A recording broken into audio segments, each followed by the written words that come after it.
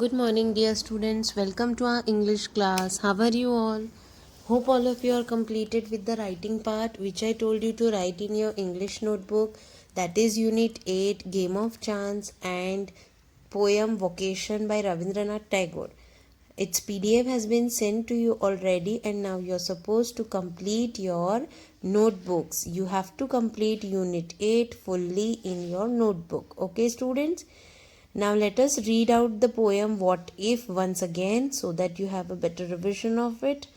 And after reading this poem, we'll move ahead to the lesson part, that is desert animals. We'll read out what exactly is given in the chapter. So let us begin with the poem. The poem is What If. What if का मतलब होता है अगर ऐसा होता तो कैसा होता, right? So here there is a kid who always thinks negative. तो यहाँ पे एक ऐसा लड़का है जो बहुत सारी चीज़ें सोचता है और सोचने में हमेशा वो गलत चीज़ें ही सोचता है, समथिंग विच इज़ नेगेटिव, ऐसा ही सोचता है। तो उसकी कहानी शुरू होती है, मतलब उसकी जो पोएम है वो शुरू होती है when he lay down on the bed. वो जब बेड पर आराम कर रहा होता है तो something happens with him.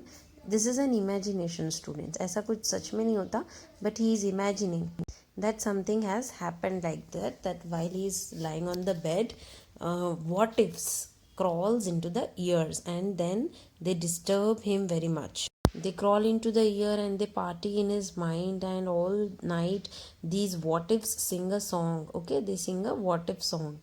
Okay, I'm reading out the poem, students. I've already explained you.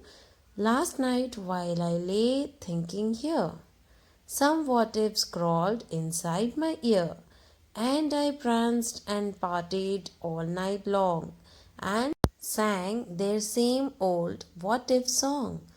What if I'm dumb in school? What if they have closed the swimming pool? What if I get beat up? What if there's poison in my cup? What if I start to cry? What if I get sick and die? What if I flunk that test? What if green hair grows on my chest? What if nobody likes me? What if a bolt of lightning strikes me? What if I don't go taller? What if my head starts getting smaller? What if the fish won't bite? So these are the what ifs which are moving and revolving round around his mind, that what will happen if he becomes dumb, if the swimming pool is closed, if someone beats him, if there is poison in his cup, if he starts to cry, if he fails in the test, if green hair grows on his chest, if he becomes sick and he dies, and nobody likes him, and if a bolt of lightning is striking on him, if he never grows taller, his head becomes smaller, and if fish won't bite him, then what would happen? Okay, so all these are his thoughts. What if the wind tears up my kite? What if they start a war? What if my parents get divorced? What if the bus is late? What if my teeth don't grow in state? What if I tear my pants? What if I never learn to dance? Everything seems well. And then the night time, what if strikes again? Okay, so here in the next page 122, the poet says कि what will happen if he is flying a kite and wind comes and tears away his kite? What will happen if people start a war? What will happen if his parents get divorced and he has to live alone? Then what will happen if he wants to go to school but the bus is late? His teeth don't grow straight. Then while playing he tears up his pant and he never learns to dance. So everything, when he wakes up and sees, everything is well and good, nothing is happening like whatever is thinking. वो जो भी सोच रहा है वैसी कोई चीज़ वहाँ हो नहीं रही है, लेकिन जब फिर से वो सोने की ट्राई करता है, वापस से नाइट टाइम हो जाता है और व्हाट इफ्स आके उसको फिर से परेशान करते हैं. तो ये पोएम किसने लिखी है? शेल सिल्वरस्टाइन ने. Okay, so this is the poem all about, students. Now we will move ahead to the unit prose part. Okay, that is desert animals.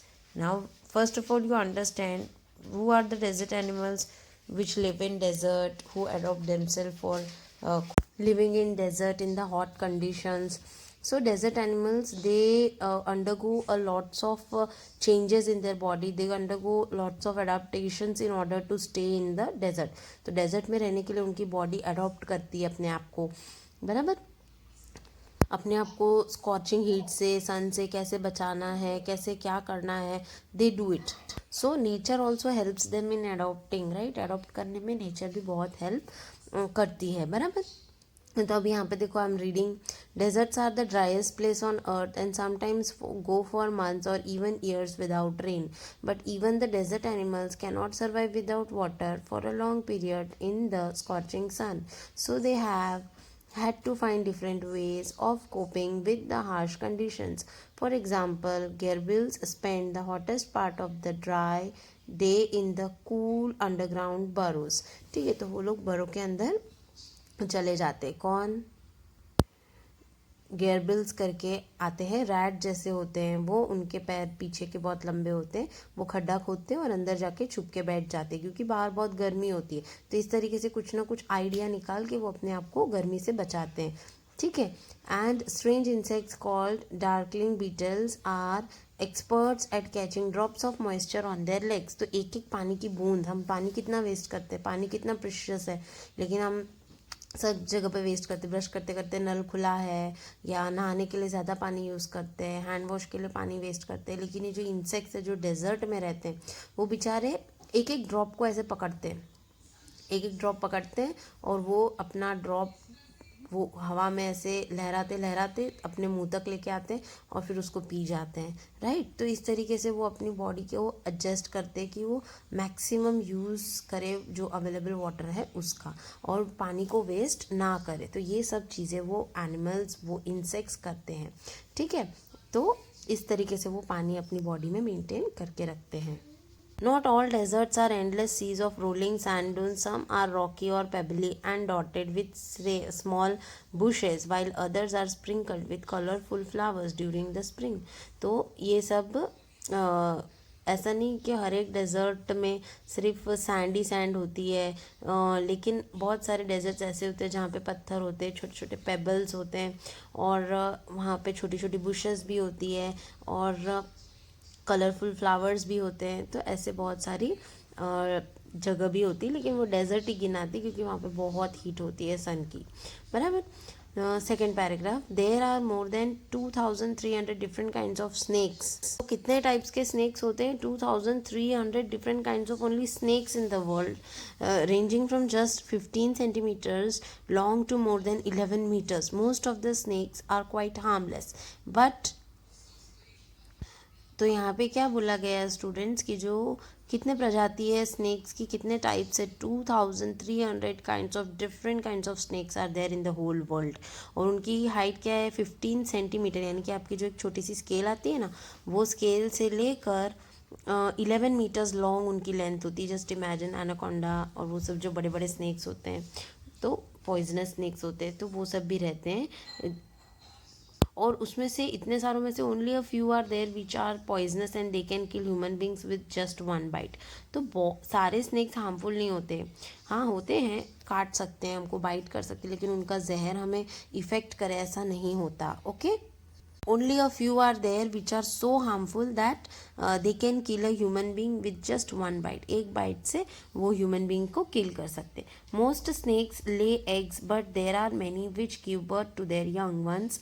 In the dry rocky deserts of America lives a rather evil looking snake with a very bad reputation. Its frightening rattle can be heard as far as 30 meters away and it can strike with lightning speed. ठीक है, यहाँ पे बोला गया है कि America में desserts में, रॉकी डेजर्ट्स, वहाँ पे पत्थर वाले डेजर्ट्स हैं, सैंड वाले नहीं है, तो वो डेजर्ट्स में रैटल स्नेक रहता है. रैटल स्नेक का जो रैटल होता है ना, पीछे आपने देखा होगा, सर्च करना रैटल स्नेक, उसकी पूंछ के पीछे ऐसे कुछ होता है, वो बचता है तो उसमें से आवाज़ आती है. तो वो बहुत ही डरावनी आवाज़ जब हम सुनते हैं तो it's very frightening and it's evil. और वो जो स्नेक है ना, वो बहुत पॉइजनस होता है, उसका बहुत क्या कहते हैं, जो रेप्यूटेशन है ना, वो बहुत बैड है. मतलब कि बहुत ही डेंजरस है, किसी को भी काट सकता है, और बहुत स्पीड से चलता है, like lightning speeds it can come and strike us. So it's a very very dangerous kind of snake which prevails in America in the rocky deserts. कहाँ पे रहता है वो? Rocky deserts. कहाँ पे? अमेरिका में। ठीक है, तो ये सब आपको याद रखना है पैराग्राफ वाइज की। फर्स्ट पैराग्राफ में हमने 2 कीड़ों के बारे में पढ़ा, दैट 2 इंसेक्ट्स। फिर नेक्स्ट में we discussed about rattlesnake. Okay students, for today will do till paragraph 2। ओके, सेकेंड पैराग्राफ तक कंप्लीट करते हैं। चैप्टर में 9 पैराग्राफ्स है, थोड़ा थोड़ा धीरे धीरे हम लोग कर लेंगे। और आप लोग प्लीज़ अपनी notebooks and textbooks complete रखना। एनी हाउ स्कूल तो स्टार्ट होने ही वाली है, so we will meet in the school and will be checking everything of yours. ठीक है, अब थर्ड पैराग्राफ से we will move ahead nextly. आज के लिए सेकेंड पैरा तक ही करते हैं। That's all for today students, see you all tomorrow.